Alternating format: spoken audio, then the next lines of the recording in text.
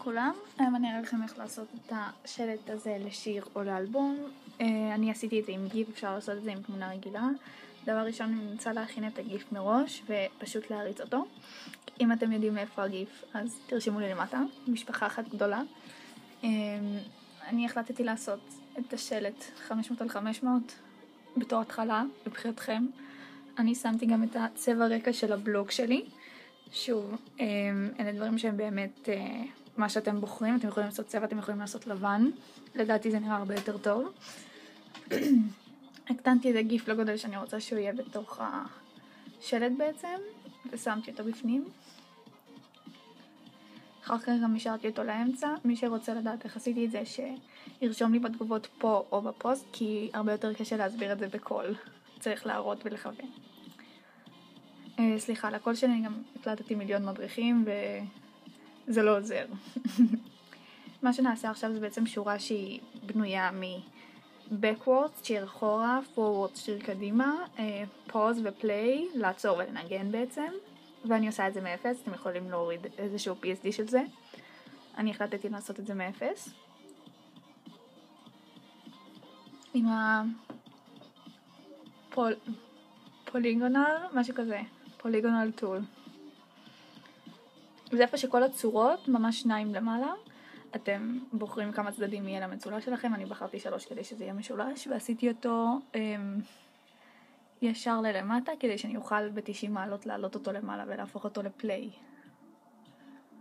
אז כן, פשוט זזתי את זה 90 מעלות הצידה, ויש לנו את המשולש ההתחלתי של הפליי, שממנו גם נפנה את השיר קדימה, שיר אחורה, את ה-forwards ו-backwards. הדרך הכי קלה לעשות את זה לדעתי, זה פשוט לשכפל את המשולש ולהקטין אותו, ומשם לשכפל, עוד רגע אני אסביר את זה. פשוט משכפלים את המשולש ומקטינים אותו. חשוב שזה יישאר בפרופורציות.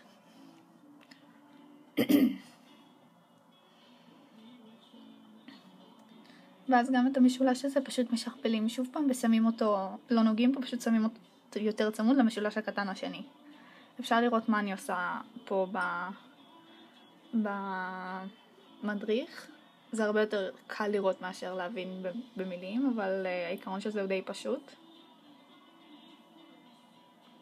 אם אתם רוצים, אתם גם יכולים להשתמש בשורה שאני עשיתי מהקובץ PSD, אבל לא לשכוח לתת לזה קרדיט, כמו שאתם רואים, עשיתי את זה לבד ועבדתי על זה קשה, אתם עוד תראו בהמשך למה. פה חשבתי ששכפלתי את השכבה, אבל לא שכפלתי אותה בעצם. כדי לשכפל צורות, צריך לגרור אותם למכה של השכבה החדשה לגמרי, כדי שהן ישתכפלו. אז זה חשוב לדעת, כי אני לא ידעתי את זה, גיליתי את זה, אז דרך נורא קלה לשכפל, במיוחד בדברים כאלה. פשוט שכפלתי ושמתי בצד השני. אני לא עשיתי את הסטופ, שזה הריבוע המושלם הזה, ריבוע. עשיתי רק פוז, שזה לעצור, להקפיא יותר נכון.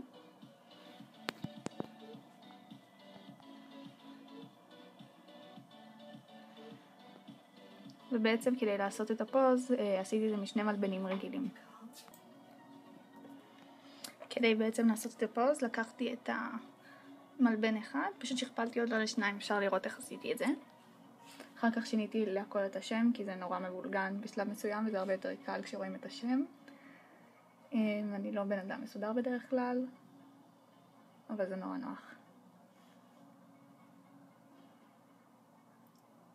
עוד רגע זה יעבור לחלק של שחור לבן, שיראה כמה התאמצתי לעשות את זה סימטרי. זה לקח לי בסביבות 20 דקות לעשות את זה סימטרי, זה היה לא נורמלי, כי זה פשוט נורא הציק לי בעין, ואני עדיין מרגישה שזה לא בדיוק סימטרי, אז אם יש לכם המלצות לזה, אני אשמח לשמוע. פשוט איחדתי רק את השכבות של השורה שעשיתי, ואת השאר עשיתי בקבוצה לא נראית לעין, כדי שיהיה יותר קל לשחק עם זה במידת הצורך, אם אני ארצה להשתמש בזה בעתיד, ושמתי לזה צל, כי אני נורא אוהבת Outer Glow על Color Burn 50%. זה די הסטייפל שלי, זה די היציב שלי, אני תמיד שמה אותו וזה תמיד נראה טוב. לכיתוב אני בחרתי לשים את הפונט מהבלוג שלי, אתם לא חייבים, כאילו אני ממליצה על משהו שהוא מאוד נקי ולבן ומרובע כזה, אבל שוב זה להחלטתכם. זה פשוט יסתדר בצורה יותר טובה.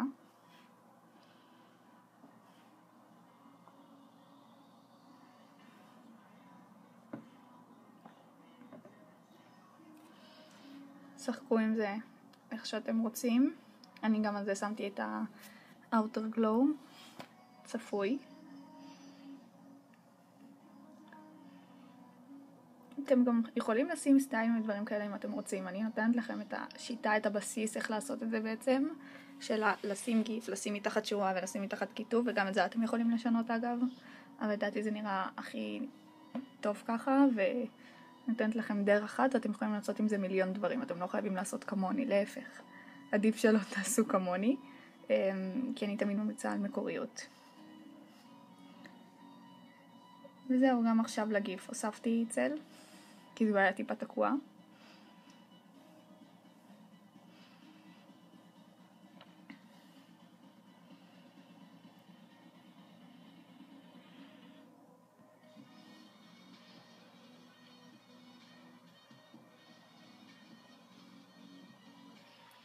עכשיו, מה שחשוב אם אתם עובדים עם גיפים זה להריץ את הגיף ולראות שהוא לא נחתך באמצע וזה פשוט ממשיך.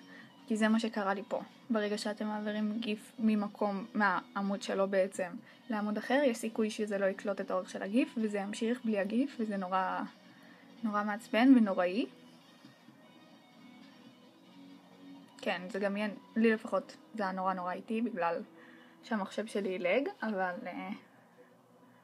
כמו שאתם רואים, נחתך, אז השיטה שלי לזה, נכון, איפה שהשורה של הקרדיט שלי, איפה שאני שמה, אז ממש בין הקומנטס לשניות של הגיף, יש פס כחול כזה בצד, מתחת ל10 שניות, בצד ימין של הגיפים למטה, כדי זה בעצם מגדיר את הטווח. אז פשוט שמתי את זה איפה שהגיף בדיוק נעצר, ואפשר לראות שזה עובד. מקווה שעזרתי.